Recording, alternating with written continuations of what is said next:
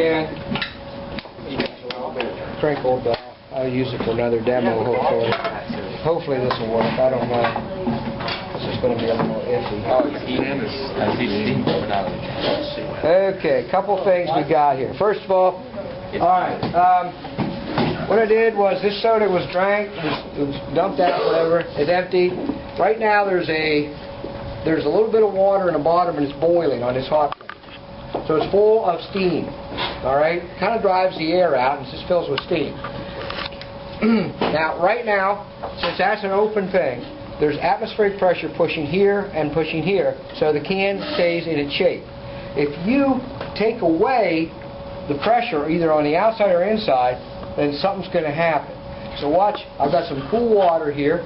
I'm just going to take this and flip it and throw it into the cold water. Watch what happens. Watch what happens. Okay. All right. That was fumble.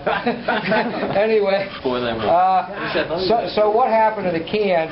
Okay. So the cool water just cooled the steam inside. So what happens to steam when it's cooled? Condenses. It condenses, which leaves a vacuum inside the can. So what does atmospheric pressure do? Outside pushes it. Tries to fill that vacuum, and the can's in the way. Oh, too bad, can. Atmospheric pressure is way stronger than you.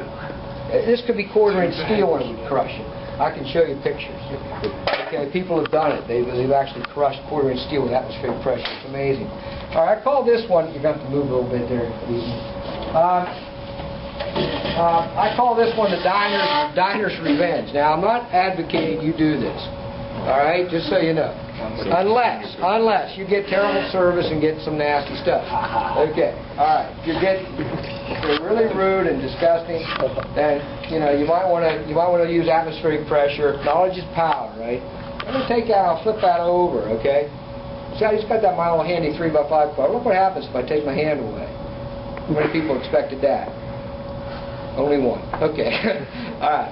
Atmospheric pressure holds that in place, but that's not the real revenge. When you leave the restaurant, leave the waiter that to deal with. Now, put $1 inside just to close the deal, you know. But like I said, it's only if they have really bad service. And you approach that, you say to yourself, I got a conundrum. I got to deal with that.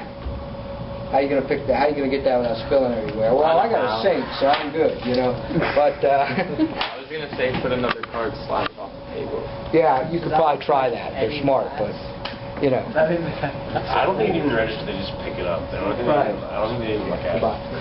Yeah, that just really mean. It is. It's mean. It's not the waiters that pick it up every time. I worked in restaurants, and you know,